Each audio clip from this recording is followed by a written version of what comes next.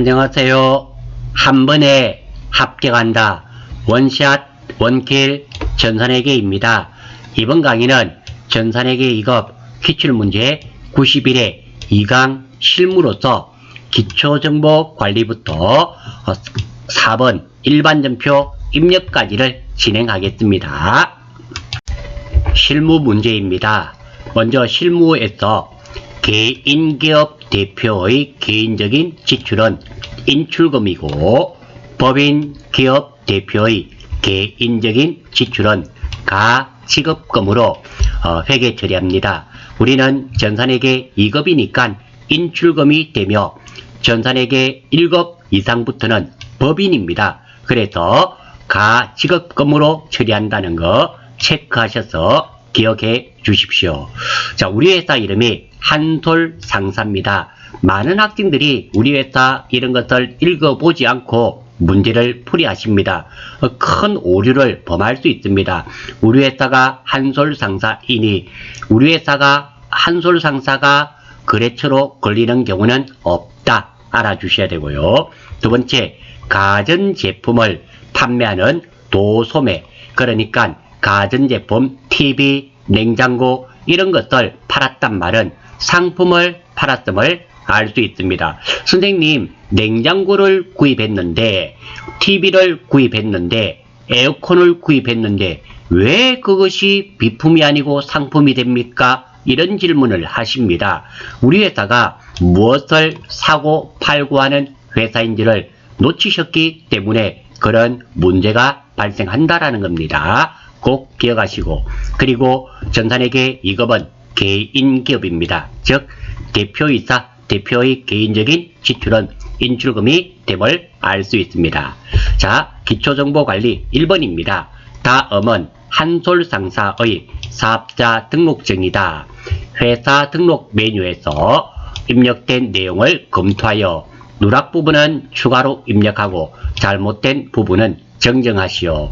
주소 입력 시 우편번호는 입력하지 않아도 무방함. 그러니까 우편번호는 입력해야 되겠다 말아야 되겠다, 입력할 이유가 없다. 왜? 입력하지 않아도 채점하지 않겠단 말입니다. 그리고 6점짜리니까 주로 3개 또는 4개가 잘못되어 있습니다. 그래서 내가 수정을 하는데 2개가 고쳤다. 뭔가 한 개 누락되었을 확률이 많다. 이렇게 생각하시면 되고요. 6점짜리는 부분 점수가 있습니다. 자, 일단 메뉴부터 한번 들어가 보겠습니다. 우리 회사니까 기초정보관리 여기 아니면 여기 있습니다. 큰 문제 1번은 이 2개 중에 1개가 있죠. 회사 등록 눌러주시고, 자, 여기에서 고쳐주면 됩니다. 한솔상사가 맞죠? 우리 회사입니다.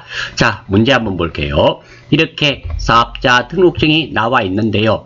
여러분들이 체크하실 부분, 사업자 등록번호, 그리고 상호, 대표자, 개업 연월일, 사업장 소재지, 그리고 사업 종류, 교부 사유는 바꾸는 경우가 없습니다. 그리고 이거 하단에 있는 이 주소 입력하는 이 날짜 입력하는 경우 아예 없습니다. 이 날짜는 사업자 등록증을 발급받은 날로서 우리 시험과는 아무런 관계가 없습니다. 그리고 많은 학생들이 놓치는 부분입니다. 세무서장 반드시 확인하셔야 됩니다. 밑줄 꺼시고 별 팡팡. 자, 제가 이렇게 체크해 준 거, 이것들은 시험 치시기 전에 연필 또는 볼펜으로 밑줄 짝짝짝 그으시고 그것들을 하나씩 체크하시면 됩니다. 저는 시간 전략 관계상 미리 확인을 했습니다. 한번 보겠습니다. 사업자 등록번호가 틀렸네요. 자, 여기 보니까 사업자 등록번호가 빨갛게 나와 있죠. 이런 경우는 이런 사업자 등록번호는 존재하지 않는다. 즉 틀렸단 말입니다. 유심히 보셔야 되며, 이거 주민번호도 마찬가지입니다. 없는 주민번호가 입력이 되면 빨갛게 표시가 됩니다. 자, 이거 틀렸으니까 고쳐보겠습니다. 그대로 치시면 돼요. 106 그리고 25 12340 정확하게 입력만 하시면 됩니다. 자, 그랬더니 빨간색이 없어졌죠. 두 번째입니다. 저도 수업을 하다 보니까 이런 질문을 받습니다. 선생님, 이 하이픈을 입력해야 됩니까? 입력하지 않아도 됩니까? 이런 질문을 받습니다. 저도 솔직히 이거 다 못 외웁니다. 어떤 데는 빼기를 입력해야 되고 어떨 때는 빼기를 입력하지 않습니다. 그 어떨 때가 어떨 때입니까? 정해지지는 않았습니다. 그래서 저도 숫자를 그대로 입력을 해버리고 빼기 기호가 안 들어가면 다시 빼기 기호를 입력하는 이런 방법을 채택하고 있습니다. 외우고 있지 않습니다. 자, 하나 고쳤고요. 두 번째입니다. 대표자 이름 최한솔입니다. 자, 대표자 이름 틀렸죠? 오태식이 아니라 최한솔 찍고 최한솔 이렇게 틀린 거 고쳐주시면 됩니다. 여기에 나온 것만 정확하게 해주시면 되고요. 주소도 틀렸네요. 주소 사업장 소재지입니다. 한번 보겠습니다. 주소가 두 가지가 있는데요. 6번 사업장 주소 이것들 고쳐야지. 아래쪽에 있는 자택 대표이사 집 주소는 고치는 경우가 아예 존재하지 않습니다. 그래서 이거 찍어주시고 이렇게 고쳐주시면 됩니다. 자, 이렇게 해서 3개를 고쳤네요. 아마 이거 1번 문제 고치는데 크게 문제 없으리라 생각이 됩니다. 넘어가겠습니다. 자, 두 번째입니다. 다음은 한솔 상사의 전기분 재무 상태표네요. 입력되어 있는 자료를 오류 부분을 찾아서 정정하고 누락된 부분은 추가로 입력할 겁니다. 자, 여기도 마찬가지입니다. 제가 시간 관계상 미리 찾아두었습니다. 메뉴 한번 보겠습니다. 전기분 재무 제표가 있죠. 전기분 재무 상태표입니다. 눌러주시고 자, 여기에서 이제 하나씩 비교하시면 됩니다. 여기에 보시면 자, 현금 5천만원이라고 되어 있죠. 여기에도 현금 5천만원 나와 있습니다. 맞으면 넘어가고 틀리면 고치고 누락되면 하나씩 입력하시면 됩니다. 크게 문제는 없으리라 생각이 되고요. 보니까 단기 대여금이 1000만원인데 틀렸네요. 자, 단기 대여금 100만원이 아니고 1000만원입니다. 그래서 10뿔뿔 엔터. 다음 감가상각 누객 비품 밑에 있네요. 비품 아래에 있는 이 감가상각 누객이 1000만원이 아니라 100만원입니다. 1뿔뿔 엔터. 자, 오른쪽에도 있죠. 오른쪽에도 있습니다. 대변에도 있네요. 단기 차입금이 누락되었네요. 자, 여기에는 단기 차입금이 없죠. 그러면 찍고 단기 엔터. 자, 단기 차입금 선택하시고 그 금액은 4천만원 40뿔뿔. 자, 다 수정하고 고쳤습니다. 빠져나오시기 전에 꼭 확인하셔야 됩니다. 전기분 재무상태표를 다 고치고 나면 우측 하단입니다. 여기에 대차 차액이 없어야 됩니다. 이러면 정확하게 수정이 되었음을 알 수 있습니다. 혹시 놓치신 분은 꼭 메모하셔서 확인을 하십시오. 아무튼 회계는 내 눈으로 보지 않은 것은 믿으셔서는 안 된다. 물론 두 번째입니다. 전기분 손익계산서를 고치는 경우가 있습니다. 이 경우 한번 눌러볼게요. 자, 이 경우 다 고쳤다고 가정하겠습니다. 다 고쳤다고 가정하고 어떤 것을 확인하셔야 되는가 하면 자, 여기 보면 당기순이익이 1,500만원이 있네요. 문제지에 당기순이익이 1,500만원과 이 돈이 맞는지 확인하셔야 됩니다. 고친 다음에 이 금액이 맞단 말은 정확하게 되었다, 틀렸단 말은 뭔가 잘못되었다 하는 것을 아실 수가 있습니다. 아울러서 자, 여기입니다. 전기분 손익계산서에서 기말 상품 재고액은 잘못되는 경우 여기서 고칠 수가 없습니다. 어디에서? 전기분 재무상태표에서 상품의 가격을 바꾸면 이 금액이 자동으로 바뀌게 됩니다. 다시 한 번 더, 내가 문제에서 전기분 손익계산서가 나왔는데 기말상품 재고액이 6천만원이었습니다. 그런데 지금은 얼마입니까? 8천만원 틀렸잖아요. 이럴 때는 전기분 재무상태표 한번 가보겠습니다. 자, 전기분 재무상태표 여기에서 상품의 금액입니다. 상품의 금액을 6천만원으로 바꾸어주면 어디에? 전기분 손익계산서에 자동으로 반영된다. 이거 하나 믿을 것이고 별 팡팡 해주시면 좋겠습니다. 왜냐하면 다른 것은 잘 안 틀립니다. 정기분 손익계산서의 기말상품 재고액을 고치는 게 나오면 잘 틀리기 때문입니다. 자, 이름으로써 1-2번도 넘어가는 걸로 하겠습니다. 자, 1-3번입니다. 거꾸로 적었네요. 당사는 여행자 보험료를 현금으로 지급하였다. 3-1번인가요? 아까 전에 1번, 2번, 이게 3번이네요. 다음의 적요를 등록하시오. 자, 이거는 적요니까 계정과목 및 적요 등록이 되겠죠. 자, 메뉴에 큰 문제 1번, 2번, 3번은 다들 기초정보관리에 있습니다. 여기 보시면 기초정보관리에 계정과목 및 적요 등록이라고 있습니다. 눌러주시고 여기서 코드 번호가 나왔네요. 821번. 그러면 코드 번호를 바로 치시면 됩니다. 어디에서 아무데나 찍고 821번 하면은 아래쪽에 보험료로 이렇게 내려옵니다. 찾았고요. 적요 구분은 현금 적요네요. 자, 여기에서 적요가 두 가지가 있습니다. 현금 적요와 대체 적요가 있는데요. 지금은 현금 적요 여기에서 합니다. 다음 7번 여행자 보험료 납부네요. 자, 적요 입력하는데요. 자, 7번 7 여행자 보험료 납부를 7 여기에다가 7을 적는 것이 아닙니다. 7은 여기에다가 적습니다. 이 번호는 무시하시면 돼요. 7은 여기에 적고 글자만 여기에 적습니다. 자, 그래서 7번 그대로 치고 엔터. 그리고 여행자 보험료 납부, 여행자 보험료 납부 오타 없이 정확하게 입력하시고요. 항상 입력은 해당 라인 아래에 커서가 있을 때 입력이 끝난 겁니다. 예, 크게 문제 없죠? 예, 넘어가겠습니다. 다음 3-2번이네요.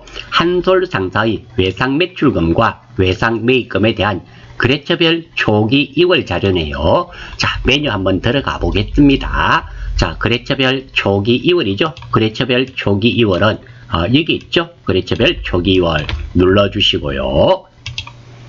자, 여기에서 외상 매출금과 외상 매입금이네요. 외상 매출금 항상 무엇을 고칠 때는 돈을 찍어 주십시오. 그게 유리합니다. 찍어 주시고 물론 글자를 찍으셔도 되긴 됩니다.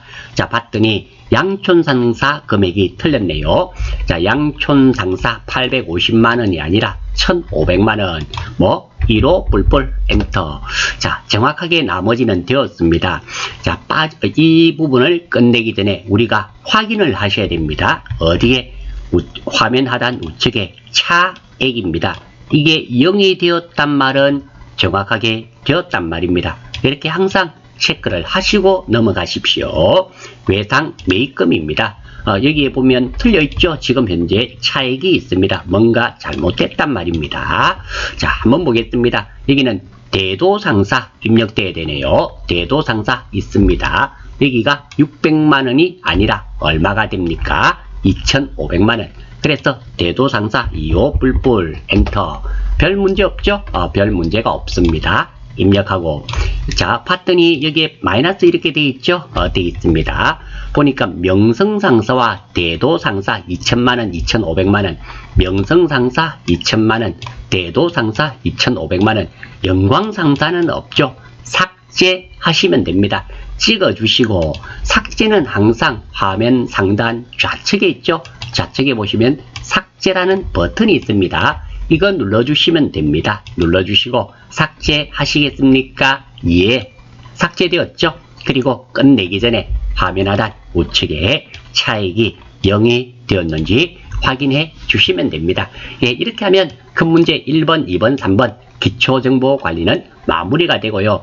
우리가 다른 문제는 모른다 하더라도 기초정보관리가 총 18점입니다. 이거 공짜로 주는 문제인데요. 이런 것들은 어떠한 경우에도 놓쳐서는 안 된다. 즉 18점은 묻고 들어가야 된다. 이래 말씀을 드리겠습니다.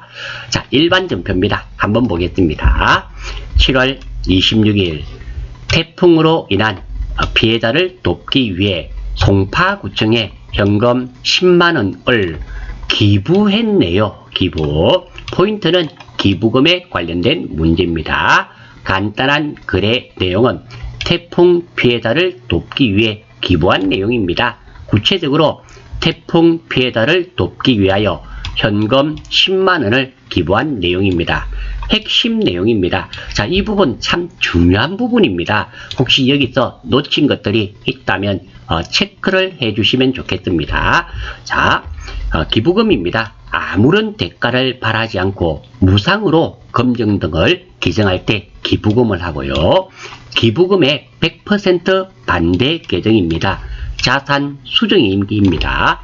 기부금은 내가 남에게 아무런 대가 없이 주는 거고요. 자산 수정이익은 남으로부터 내가 기부받는 겁니다. 그게 자산 수정이익이 됐죠. 아무런 대가 없이 남으로부터 무상으로 금전 등을 받는 경우가 됩니다. 그래서 기부금의 반대가 자산 수정이익이 되고요. 채무 면제이익이라고 있습니다. 타인으로부터 외상대금을 면제받는 경우 채무 면제이익이라는 계정 과목을 사용하고요. 재해 손실입니다. 이 문제가 나와도 또 잘 틀립니다. 이 계정 과목이 천재 지변이나 도난 등 예측치 못한 일로 발생한 손실입니다. 예를 들어서 상품 100만원을 도난당했다. 이렇게 상품 100만원치를 도난당했다. 회계 처리하시오. 이래 놓으면 상품 대변 맞춥니다. 물론 저게 8번도 맞춰요. 차변 계정 과목이 무엇인지를 생각을 못 하시는 경우가 많이 있다라는 겁니다. 이거 재해 손실입니다. 재해라는 것이 자연재해 있죠. 태풍, 지진, 화산 폭발, 뭐 이런 것들, 도난, 이래서 손해보는 거, 피해 입는 것들 다 재해 손실이랍니다. 자, 이것들 꼭 기부금과 자산 수정이익은 세트로, 사실은 이거 세 개가 세트죠. 기억하시고, 재해 손실은 혹시 다음에 92회 때 여러분들 시험에 출제될까 싶어서 제가 메모해 두었습니다. 혹시 놓치신 분은 항상 밑줄 쫙 끄시고 별 팡팡 해주셔야 됩니다. 자, 출발 한번 해볼게요. 현금 100만원을 10만원을 기부했기 때문에 현금이란 자산이 줄어들었죠. 또는 현금이 나갔습니다. 대변이 현금. 다음 기부했기 때문에 기부금이 되겠죠. 기부금 10만원 되었고요. 다음 채권 채무에 관련된 계정 과목 없습니다. 출제위원의 출제 의도는 기부금과 재해 손실을 구분할 수 있는지를 물어본 문제입니다. 이 문제는 틀리지 않으셨으리라 생각이 됩니다. 7월 26일 일반 전표에 입력하러 가겠습니다. 07 이료 23 했네요. 이료. 자, 제가 23 했는데요. 이렇게 했었죠. 그게 왜냐면 우리가 입력하는 칸에는 대부분입니다. 반드시 그런 건 아닌데요. 100번 중에 99번은 빈칸이 나오죠. 빈칸이 나오는데 이게 있었기 때문에 이랬습니다. 26일입니다. 제가 입력을 잘못했네요. 3번 기부. 자, 기부금. 금액은 10만원이죠. 100불. 항상 여러분들 숫자 키패드에 있는 큰 플러스 키 있죠. 0 3개가 붙습니다. 잘 활용하십시오. 정확하면서 빠르게 됩니다. 대변 4번 현금이죠. 현금 10만원. 예, 확인하러 갑니다. 7월 26일 차변 953번 기부금 대변 현금 맞고요. 거래처 필요 없고 금액은 각각 10만원씩. 예, 맞네요. 아무튼 이렇게 꼭 확인하고 넘어가실 수 있는 버릇을 가져주시기를 바랍니다. 이번 8월 8일 상품 200만원을 진위상사에 판매하고 상품을 팔았네요. 대금은 진위상사 발행 약속음으로 받고 판매 시 운송비, 운반비, 판매 시 운송비, 운반비 5만원은 현금으로 지급하였다. 자, 이 문제의 포인트는 어음과 운반비 처리가 됩니다. 간단한 거래 내용은 상품 매출하고 돈 받는 내용인데요. 상품 200만원을 매출하고 대금은 어음으로 받고 200만원 어음 받았단 말이죠. 운반비 5만원은 현금으로 지급한 내용이 됩니다. 핵심 내용입니다. 재고자산과 관련이 있으면서 남이 발행한 어음은 남이 발행했기 때문에 받을 어음이 되겠죠. 물론 재고자산과 관련이 없으면서 남이 발행하면 받을 어음 아닙니다. 미수금. 그래서 가장 잘 실수하는 겁니다. 토지 1억짜리를 팔고 어음으로 받았다. 이때 이 1억짜리 엄은 받을 엄이 아닙니다. 판 것이 토지지 않습니까? 상품이 아닙니다. 그럴 때는 미수금이라는 거 꼭 기억하셔야 됩니다. 그래서 무서운 겁니다. 그래서 꼭 신경을 쓰셔야 돼요. 두 번째입니다. 운반비입니다. 운반비 하면 생각나는 거 사자성어 살포팔다입니다. 살 때 운반비는 구입 가격에 포함시키고 팔 때 운반비는 운반비로 따로 적어야 된다. 그래서 살 때 운반비는 포함시키고 살포, 팔 때 운반비는 따로 적는다. 그래서 운반비는 살포팔다입니다. 지금은 판매입니다. 판매 운반비니까 운반비로 따로 적어야 됩니다. 자, 출발하겠습니다. 먼저 상품 200만원짜리를 팔았네요. 그러니까 상품 매출 200만원 문제 없습니다. 현금 5만원 지급했죠. 현금 5만원 문제 없습니다. 엄 받았죠. 재고자산과 관련이 있으면서 남이 발행한 엄이니까 받을 엄. 운반비 따로 적어야 됩니다. 5만원. 자, 팀 짜고요. 다음 두 번째, 무엇을 가지고 들어왔다 나갔다 또는 증가되었다 감소되었다 생각할까요? 현금 좋죠. 이 내용대로 한다면 현금이란 자산이 줄어들었죠. 대변입니다. 나갔습니다. 마지막으로 채권 재무에 관련된 계정 과목이 하나 있죠. 받을 엄. 이거 누가 발행한 엄입니까? 진화 상사가 발행했죠. 그래서 진화 그렇죠. 걸어 주셔야 됩니다. 전산회계 2급에 때는 이거 하나 안 걸면 1점 감점입니다. 하지만 전산회계 1급 이상부터는 0점 처리된다는 거 꼭 기억하셔야 됩니다. 자, 이 문제 출제위원의 출제 의도입니다. 운반비 처리에 관하여 알고 있는가? 이것을 물어본 문제였습니다. 8월 8일날 입력하러 가겠습니다. 0808 항상 월과 일은 두 자리로 입력해 주십시오. 차변 3번 받을 엄 진화죠. 진화 금액은 200입니다. 이뿔뿔 또 차변 3번 운반입니다. 운반비 824번 금액은 얼마? 5만원이죠. 엔터. 대변 4번 상품 매출 401번인가요? 상품 매출 금액은 200만원 이뿔뿔. 대변 4번 현금이죠. 현금 5만원. 자, 입력이 끝이 났습니다. 8월 8일 차변 받을 엄 거래처 걸려 있고요.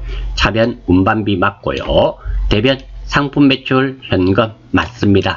자, 금액은 각각 205만원씩 맞고요. 자, 여기에서 하나 기억하셔야 되는 거. 선생님, 여기에 진화상사가 다 걸려 있는데요. 이거는 어떻게 되나요? 자, 왼쪽에 코드 번호가 없기 때문에 화면에만 나타난 겁니다. 회계에서는 우리가 받을 엄으로 입력하잖아요. 이렇게. 그런데 프로그램에서 왔다 갔다 하는 것은 글자가 왔다 갔다 하는 것이 아니라 이 코드들이 왔다 갔다 하는 겁니다. 그래서 진화상사로 나와 있지만 이것들은 프로그램에 전혀 영향을 미치지 않습니다. 이 코드 있는 것들만 영향을 미치기 때문에 그것은 없는 거다 생각하시면 됩니다. 두 번째입니다. 찜찜하시면 찍고 스페이스 한번 엔터, 또 찍고 스페이스 한번 엔터, 찍고 스페이스 한번 엔터. 찜찜하시면 이렇게 고쳐주셔도 무방합니다. 두 번째입니다. 선생님 큰일 났어요. 왜요? 내가 모르고 운반비에다가 이렇게 진화, 자, 운반비에다가 진화 엔터 이렇게 해버렸습니다. 아, 이거 어떻게 합니까? 이거 틀린 거 아닙니까? 아닙니다. 이렇게 거래처를 걸어야 되는데 안 걸은 것은 감점입니다. 하지만 운반비는 안 걸어도 되는 거죠. 안 걸어도 되는데 걸린 것은 틀린 거로 채점하지 않습니다. 맞는 걸로 채점이 됩니다. 그러니까 걱정하지 마시고요. 그래서 우리 거래처는 걸어야 될지 말아야 될지 애매할 때는 걸어주시면 됩니다. 그러면 걸어야 되는데 안 걸어서 걸었다. 그건 맞는 겁니다. 안 걸어도 되는데 걸었다. 그것도 맞는 겁니다. 그래서 거래처 때문에 고민하실 이유는 없다라는 겁니다. 그런데 가급적이면 채권 재무에 관련된 계정 과목 제가 한번 읊어볼게요. 가장 대표적인 게 외상매출금, 외상매입금, 받을 엄, 직업엄, 선수금, 선거금, 미수금, 미직업금, 장기 단기 대여금, 장기 단기 차입금, 임차보증금, 임대보증금. 이것들은 한숨에 그냥 주르륵 말할 수 있을 정도. 외상매입금, 외상매출금, 받을 엄, 직업엄, 선수금, 선거금, 미수금, 미직업금, 장기 단기 대여금, 장기 단기 차입금. 딱 이렇게 임차보증금, 임대보증금 빠졌네요. 이렇게 한 번에 쭉 말할 수 있는 그 정도까지는 되셔야 됩니다. 우리가 또 회계 이것만 쳐야 되는 거 아니잖아요. 취업을 하기 위해서는 최소 전산 세무 2급 정도까지는 좀 있어줘야 되지 않는가. 예전에는 전산회계 1급까지만 있다 하더라도 취업하는데 별 문제가 없었습니다. 그런데 요 근간에는 좀 수준이 다들 높아졌습니다. 그래서 세무 이것까지는 취업을 하셔야지 안정적인 직장을 구할 수 있다. 그러기 위해서는 우리가 상식적으로 기본적으로 알아야 되는 것은 반드시 알아주시기를 바랍니다. 자, 이름으로써 이번 문제는 마무리 짓는 걸로 하겠습니다. 4-3번입니다. 9월 30일 한일 광고와 체결한 광고 대행 계약과 관련하여 9월 30일 잔금 90만원을 보통예금 계좌에서 이체하였다. 계약금 10만원은 계약일인 9월 1일에 지급하고 선급 비용으로 회계 처리하였다. 자, 이 문제의 포인트는 거래일 이외의 날짜를 조회해야 된다는 게 포인트가 되겠습니다.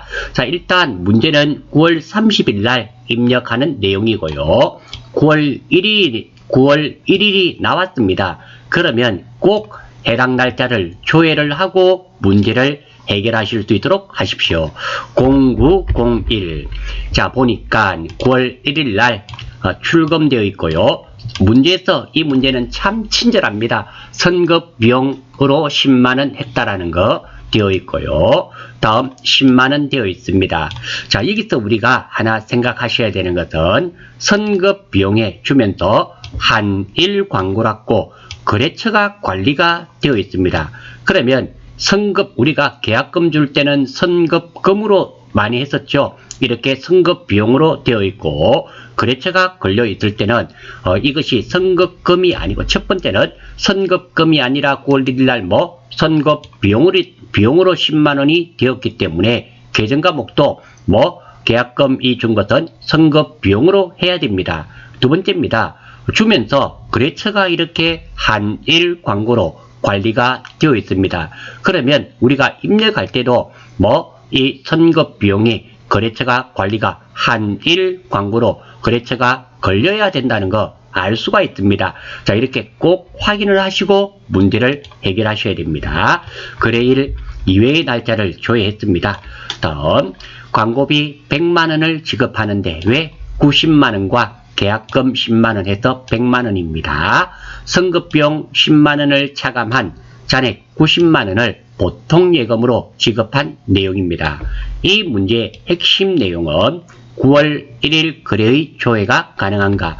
선급비용 10만원, 문제에서 선급비용으로 회계 처리하였다고 알려도 줬기 때문에 충분히 찾을 수 있고요. 두 번째입니다. 이 선급비용은 무엇? 한일 광고였죠. 거래처 걸어줘야 됩니다. 광고, 두 번째로 광고 목적으로 지급한 비용, 광고 선전비가 됩니다. 출제위원의 출제 의도는 거래일 이외의 날짜 조회가 가능한가를 물어본 문제입니다. 자, 계정과 목적으로 갑니다. 첫 번째, 광고의 목적이니까 광고 선전비 100만원 문제 없습니다. 두 번째, 선급비용 차감해라 그랬죠. 선급비용 10만원. 다음, 90만원은 보통예금으로 지급하였습니다. 보통예금 90만원. 계정과목이 3개 이상이니까 돈이 맞게끔 팀을 짜야 됩니다. 팀을 짜는 이유는 대차 평균의 원리죠. 차변의 금액합계와 대변의 금액합계는 반드시 일치해야 됩니다. 이게 일치하지 않으면 무조건 틀렸단 말입니다. 다음, 무엇을 가지고 들어왔다 나갔다 또는 증가되었다 감소되었다 생각할까요? 보통예금 좋죠. 이 내용대로 한다면 보통예금이 나갔습니다. 줄어들었습니다. 그래서 대변 또는 보통예금이라는 자산이 줄었기 때문에 대변. 물론 광고선전비 비용이 발생해서 광고선전비는 차변. 어떻게 해도 좋습니다. 하나만 찾으면 됩니다. 마지막으로 채권, 채무에 관련된 계정과목. 선급 비용은 일반적으로 거래처를 걸지 않는데요. 9월 1일 날 우리가 조회를 했더니 선급 비용의 한일 광고라고 거래처 관리가 되어 있었습니다. 그러면 반드시 답에도 우리가 입력하는 것도 거래처 관리를 해줘야 된단 말입니다. 자, 입력하러 가겠습니다. 언제? 9월 30일입니다. 9월 30일. 자, 차변 광고 선전비죠. 광고 우리는 800번대만 씁니다. 금액은 1불불. 대변 4번 선급이죠. 선급비용 131번. 선급금이네요. 선급비용, 선급 입력하면 되겠죠. 선급비용 여기서 한일 반드시 입력하셔야 됩니다. 금액은 100불. 그리고 대변 4번 보통예금이네요. 90만원. 예, 입력되었습니다. 찜찜하니까 엔터. 자, 확인하러 갑니다. 9월 30일 맞고요. 차변 833번 광고선전비, 대변 선급비용 한일광고 거래처 걸려 있고요.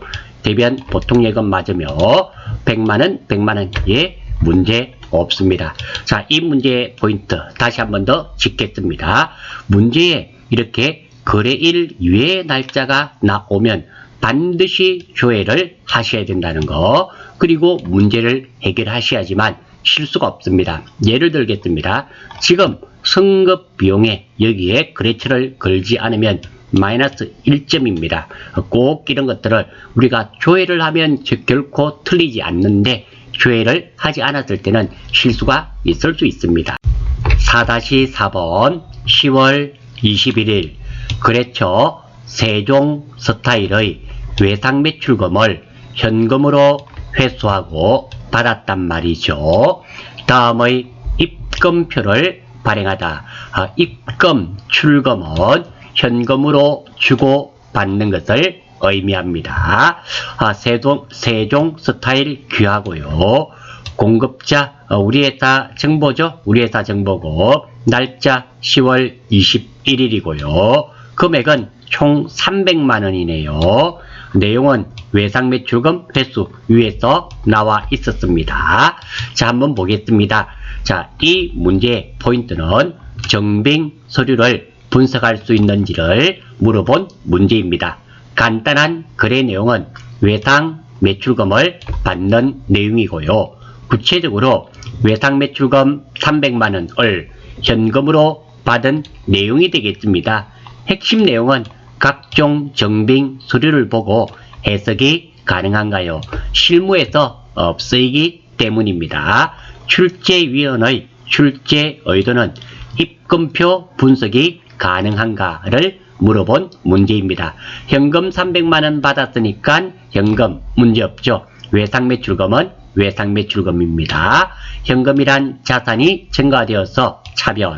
다음 채권 채무에 관련된 계정 과목 하나 있죠. 외상매출금 세종스타일 거래처 걸어주면 되겠습니다. 10월 21일이네요. 한번 보겠어요. 10월 21일 차변 3번 현금이죠. 현금 얼마? 3불불. 대변 4번 외상매출금이네요. 거래처 세종 걸어줘야 되겠죠. 걸어주고 300만원. 자, 확인. 10월 21일 차변 현금 300만원, 대변 외상매출금 세종스타일 맞고요. 금액도 맞네요. 아무 이상 없습니다. 별로 어려운 문제는 아니네요. 4-5번입니다. 10월 20일 신입사원들에게 지급할 소모품을 구입하고 소모품은 계정 과목이 두 개죠. 자산과 비용이 있습니다. 다음과 같은 전표를 받았다. 비용 처리할 것. 자산이면 소모품, 비용이면 소모품비. 지금은 소모품비로 해라는 것을 알 수 있습니다. 카드 매출 전표가 나왔네요. 카드가 나오면 돈을 안 주고 안 받았다는 의미가 되고 카드사가 거래처로 걸려야 됩니다. 카드 종류는 BC카드, 즉 BC카드가 거래처로 걸려야 됩니다. 날짜 11월 20일이고요. 금액은 15만 3천원입니다. 동산문구한테서 구입을 했네요. 이 내용들을 알고 출발하겠습니다. 자, 이 문제의 포인트는 카드 처리와 소모품 처리가 포인트가 되겠습니다. 간단한 거래 내용은 소모품을 구입하고 돈 지급하는 내용입니다. 구체적으로 소모품 15만 3천 원을 구입하고 카드로 결제한 내용이 되고요. 핵심 내용은 두 가지가 있습니다. 카드 처리입니다. 카드로 결제한 경우는 돈을 안 주고 안 받았다는 의미입니다. 카드사를 반드시 거래처로 걸어 주셔야 됩니다. 소모품 처리입니다. 소모품은 계정 과목이 두 개입니다. 자산으로 처리할 때는 소모품, 비용으로 처리할 때는 소모품 B. 지금은 비용으로 하라고 했으니까 소모품 B가 되겠죠. 출발 한번 해보겠습니다. 소모품 얼마? 15만 3천원. 비용이니까 소모품 B 15만 3천원. 카드로 결제했네요. 돈 안 주고 안 받았다는 의미잖아요. 구입한 것이 상품이 아니니까 상품이었으면 외상 매입금이어야 됩니다. 상품이 아니면 미지급금이 되겠죠. 그리고 자산이 없으니까 비용과 수익이 있는지 봤더니 소모품 B 비용이 발생했죠. 그러면 비용 자리는 차변입니다. 차변. 마지막으로 채권 채무에 관련된 계정 과목 하나 있죠. BC카드. 거래처 걸어주면 되겠습니다. 자, 입력하러 가보겠어요. 11월 20일입니다. 11월 20일 차변 3번 소모품 B입니다. 830번짜리 금액은 153불. 대변 4번 미지급금이죠. 미지급금 거래처 BC 거래처 꼭 걸어야 됩니다. 카드사가 놓으면 카드사가 거래처로 걸립니다. 확인.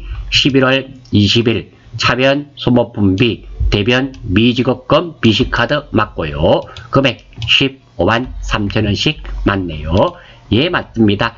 여러분들 시험 치실 때 카드사 처리하는 거 꼭 밑줄 그으셔서 별 팡팡 해 주시기를 부탁드리면서 이 문제는 넘어가겠습니다.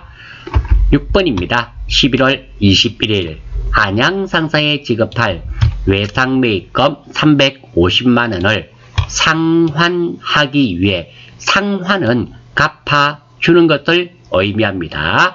매출 거래처인 호수상사로부터 받아 보관 중이던 약소금 350만원을 배서양도하였다. 이 문제의 포인트는 배서양도가 포인트입니다. 간단한 거래 내용은 외상매입금을 갚아주는 내용입니다. 상세하게 외상매입금 350만원을 어음으로 배서양도한 내용입니다. 핵심 내용은 배서양도입니다. 배서양도란 남이 발행한 어음을 주거나 받거나 하는 것을 배서양도라 그럽니다. 나와 거래처 이외에 제3자가 발행한 어음을 줘도 배서양도, 받아도 배서양도. 지금은 당연히 주는 거겠죠. 왜? 외상매입금을 갚아주는 것이기 때문입니다. 두 번째입니다. 이 배서양도가 나오면 꼭 제3의 거래처로 걸어 주셔야 됩니다. 출제위원의 출제 의도는 배서양도에 관하여 알고 있는지를 물어본 문제입니다. 출발 한번 해보겠습니다. 계정 과목들. 외상매입금은 외상매입금 별 문제 없습니다. 어음을 배서양도했으니까 받을 어음이 되겠죠. 받을 어음입니다. 배서양도는 무조건 받을 어음이 됩니다. 줘도 받을 어음, 받아도 받을 어음입니다. 이거 지급어음 하시면 안 됩니다. 배서양도는 100% 줘도 받을 어음, 받아도 받을 어음입니다. 왜? 내가 남한테 받을 때 받을 어음이었죠. 이 받을 어음을 준 겁니다. 그래서 지급어음으로 하시면 결코 되지 않습니다. 다시 한 번 더 강조해 말씀드립니다. 배서양도는 무조건 무엇이다? 받을 어음 밑줄 쫙 끄시고 별 팡팡 해주시기 바랍니다. 자, 다음. 자, 무엇을 가지고 들어왔다 나갔다 해볼까요? 받을 어음 나갔죠? 받을 어음이라는 자산이 감소되었습니다. 대변 또는 외상매입금이라는 부채가 줄어들었죠? 그래서 차변 어떻게 하셔도 좋습니다. 다음 채권 채무에 관련된 계정 과목 있죠. 이 외상매입금은 누구한테 주는 겁니까? 안양상사. 그래서 안양상사. 이 받을 어음은 누구한테 받았습니까? 호수상사한테 받았죠. 호수상사. 이렇게 제3의 거래처가 걸린다는 거 꼭 기억을 해 주셔야만 됩니다. 자, 11월 21일 날 입력하러 가겠습니다. 21일 차변 3번 외상매입금 거래처는 안양, 금액은 3500불. 대변 4번 받을 어음이죠. 받을 어음 거래처는 호수 350만원 확인. 11월 21일 차변 251번 외상매입금 안양, 대변 받을 어음 호수. 예, 맞고요. 금액도 350만원씩. 예, 맞습니다. 자, 이 문제의 포인트는 배서양도는 무엇이다? 받을 어음이며 제3의 거래처를 거래처로 걸어 주셔야 한다는 거, 이 문제의 포인트가 되겠습니다. 7번입니다. 11월 27일 당사는 보유하고 있던 차량 운반구 취득원가 800만원, 감가상각 누계액 200만원. 자, 이런 문제에도 비슷한 문제가 나왔었죠. 자주 출제되는 문제이며 조금 어려워 하시는 분이 있는데 반드시 하셔야 됩니다. 레벨이 높아지면 높아질수록 자주 출제되는 그런 문제입니다. 결코 버려서는 안 되는 문제라는 거 말씀드리고요. 영동상사에 700만원의 매각 팔고 대금은 자기압 수표로 지급받았다. 이렇게 되어 있네요. 자, 여기서 핵심적인 거 수표 하나 보겠습니다. 수표하면 생각나야 되는 말 사자성어 무엇입니까? 내당 남현. 내가 발행하면 당좌예금, 남이 발행하면 현금. 자기압 수표는 금융권만 발행할 수 있습니다. 어떠한 경우에도 내가 발행할 수 없죠. 그래서 현금입니다. 자, 이 문제의 포인트는 유형자산 처분입니다. 간단한 거래 내용은 사용 중이던 차량 운반구를 매각하고 돈 받는 내용입니다. 구체적으로 보겠습니다. 차량 운반구 취득원가 800만원, 감가상각 누계액 200만원. 그러면 장부가액은 얼마가 되겠습니까? 800에서 200을 뺐더니 600만원이죠. 를 700만원에 매각했습니다. 그러면 600만원짜리를 700만원에 팔았으니까 100만원 이익 받죠. 100만원 이익 보고 700만원을 자기압 수표, 즉 현금으로 받은 그런 거래 내용이 되겠습니다. 핵심 내용은 유형자산 처분 순서대로 회계 처리를 하여야 한다는 거 일어나면서 한번 봤습니다. 다시 한번 보겠습니다. 두 번째입니다. 많은 수험생들이 어려워하는 부분입니다. 회계 처음 접하시면서 이게 너무 어렵다 하시는 분이 많습니다. 하지만 아주 중요합니다. 유형자산 처분하는 순서는 이런 문제에 나와 있었습니다. 제일 정확하게 기억은 안 나는데요. 몇 번인지 그 순서 참고하셔서 꼭 순서대로 하실 수 있도록 하십시오. 할 때마다 그 순서대로 하시면 틀리지 않습니다. 출제위원의 출제 의도입니다.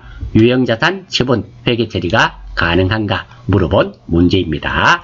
자, 출발하겠습니다. 첫 번째, 8년은 유형자산과 취득 원가를 대변 끝에 적습니다. 8년은 유형자산은 차량 운반구 취득원가 800만원.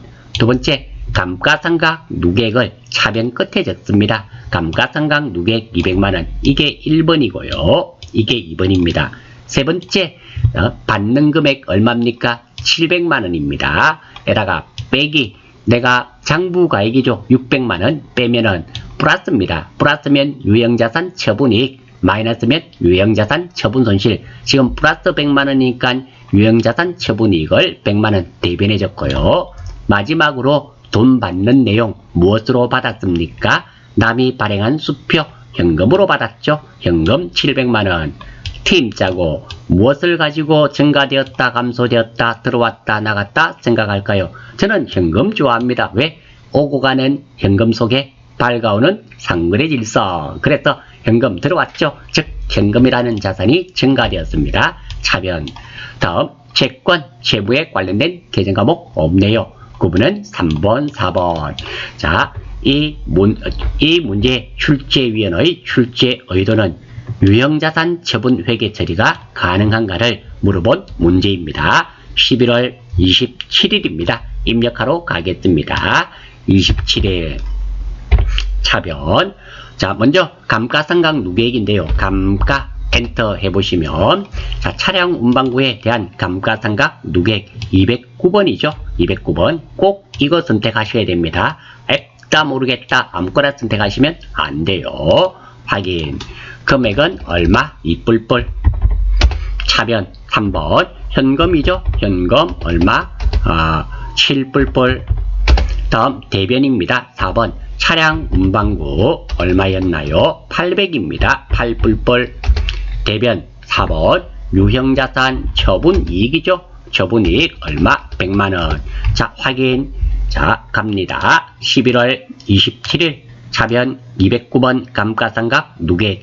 자, 차량 운반구가 208번이기 때문에 차량 운반구에 대한 감가상각 누계액은 더하기 1입니다. 그래서 209번. 차변 현금 맞고요. 대변 차량 운반구, 대변 유형자산 처분이익 맞고요. 거래처는 아무것도 안 걸렸었죠. 금액은 각각 900만원씩. 예, 입력에는 아무런 문제가 없네요. 자, 이 문제 참 중요한 문제고 여러분들 시험 치실 때 꼭 출제된다는 생각을 가지시고 꼭 좀 익혀주시기를 바라겠습니다. 자, 일반전표 마지막 문제네요. 자, 8번입니다. 12월 17일 단기 매매 차익을 얻을 목적으로, 단기 매매 차익이 목적이니까 단기 매매 정권이 되겠죠. 황수건설의 주식 100주 1주당 액면금액 2만원. 남회사 주식은 액면금액이 필요가 없습니다. 우리 회사 주식은 우리 회사가 주식회사라면 뭐 액면금액이 필요하지만 남회사 단기 매매증권에서 액면금액은 전혀 필요가 없습니다. 1주당 18,000원에 매입하고 구입하고 대금은 수수료 10만원을 포함하여 보통예금 계좌에서 이체하였네요. 자, 이 문제의 포인트는 단기 매매증권의 수수료 처리입니다. 즉 살다 팔포가 되겠죠. 살 때는 수수료 비용으로 따로 적고 팔 때는 수수료 비용 적지 않고 포함합니다. 즉 단기 매매증권 처분이익에서 수수료 비용을 빼고 또는 단기 매매증권 처분 손실에서 수수료 비용을 더하고 적고 수수료 비용은 적지 않는다. 그게 단기 매매증권 수수료 처리가 됩니다. 자, 간단한 거래 내용은 단기 매매증권 구입하고 돈 지급하는 내용입니다. 구체적으로 단기 매매증권 180만원입니다. 왜? 100주를 18,000원 주고 구입했기 때문에 주당 18,000원이기 때문에 100주 곱하기 18,000원 하면 180만원 구입하고 수수료 10만원을 포함하여 그러면 190만원이죠. 190만원을 보통예금으로 지급한 내용이 됩니다. 핵심 내용입니다. 단기 매매증권 수수료 처리입니다. 살다 팔포. 즉 살 때 수수료는 수수료 비용으로 따로 적어야 됩니다. 이때 수수료 비용도 984번입니다. 800번대 하시면 결코 되지 않습니다. 그러니까 이 부분 밑줄 쫙 꺼주시고 별 팡팡 찍어주셔야 됩니다. 두 번째입니다. 팔 때 수수료는 수수료 비용으로 처리하지 않고 포함시킵니다. 즉 팔고 이익을 보면 단기 매매증권 처분 이익에서 수수료 비용을 빼고 나머지만큼이 단기 매매증권 처분 이익이 되고 수수료 비용은 적지 않습니다. 손해를 보면 단기 매매증권 처분 손실이 되겠죠. 거기다가 수수료 비용을 더해서 손해보고 나머지는 수수료 비용은 적지 않습니다. 출발 한번 해보겠습니다. 첫 번째, 단기 매매증권 180만원 주고 구입했습니다. 그래서 단기 매매증권 180만원 문제 없습니다. 수수료 비용 따로 적습니다. 수수료 비용 살 때 따로니까 뭐 10만원. 물론 이 수수료 비용은 984번이라는 거 별팡팡. 다음 보통예금 190만원 지급되었죠. 190만원 돈이 맞게끔 팀을 짜고요. 보통예금 좋네요. 이 내용대로 한다면 보통예금이라는 자산이 줄어들었죠. 그래서 대변, 물론 뭐 보통예금에서 돈이 나갔으니까 대변 관계없습니다. 다음 채권 채무에 관련된 계정 과목 없네요. 그래서 걸 필요 없고요. 9번은 3번 4번이며 이 문제 출제위원의 출제 의도는 단기 매매증권 구입 시 수수료 처리가 가능한가요? 이것을 물어본 문제가 되겠습니다. 12월 17일 날 차변 단기 매매증권이죠. 단기 매매증권 1800불. 그리고 차변 3번 자 수수. 자 여기 있습니다. 수수료 비용이 많은데요. 여기까지 우리는 대부분 800번대를 썼습니다. 아닙니다. 이거 선택하시면 0점입니다.